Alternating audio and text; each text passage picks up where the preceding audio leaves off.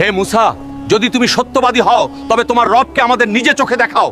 যতক্ষণ না আমরা আল্লাহকে পরিষ্কারভাবে দেখব, আমরা ঈমান আনবো না। এই শব্দগুলো ছিল বনি ইসরায়েলের সেই ৭০ জন সর্দারের, যাদেরকে মুসা নবী তুর পাহাড়ে আল্লাহর কাছে ক্ষমা চাওয়ার জন্য নিয়ে গিয়েছিলেন। এর আগে বনি ইসরায়েল সোনার একটি গরু তৈরি করে তার ইবাদত শুরু করেছিল। এই কারণে আল্লাহ তাদের ওপর অনেক অসন্তুষ্ট হন এবং তাদের তওবা করার নির্দেশ দেন। এরপর মুসা নবী তার কওমের ৭০ জন সর্দারকে বললেন, চলো তুর পাহাড়ে গিয়ে আল্লাহর কাছে ক্ষমা চাই। যখন তারা সবাই সেখানে পৌঁছালেন, তখন হঠাৎ তাদের মুখ থেকে অত্যন্ত ধৃষ্টতাপূর্ণ কথা বেরিয়ে এলো। তারা উচ্চস্বরে বলল, হে মুসা, যদি তুমি সত্যবাদী হও তবে তোমার রবকে আমাদের নিজের চোখে দেখাও। যতক্ষণ না আমরা আল্লাহকে পরিষ্কারভাবে দেখব, আমরা ঈমান আনবো না। তখন হঠাৎ আকাশে কালো মেঘ ছেয়ে গেল, তীব্র বজ্রপাত হতে শুরু হলো। এরপর জমিন সজোরে কেঁপে উঠল এবং এক ভয়াবহ বিস্ফোরণ ঘটল। এই ঘটনাকেই কোরআনে রাজফা বলা হয়েছে। এক মুহূর্তের মধ্যে ৭০ জন সর্দারের প্রত্যেকেই মাটিতে লুটিয়ে পড়ল এবং কেউ চিৎকার করার সুযোগও পেল না। সবাই সেখানে ঝলসে গিয়ে প্রাণহীন হয়ে পড়ল। এই দৃশ্য দেখে হযরত মুসা নবী কাঁদতে কাঁদতে সিজদায় লুটিয়ে পড়লেন এবং দোয়া করতে লাগলেন, হে আমার রব, আপনি যদি চাইতেন তবে আমাকে এদের আগেই ধ্বংস করে দিতে পারতেন।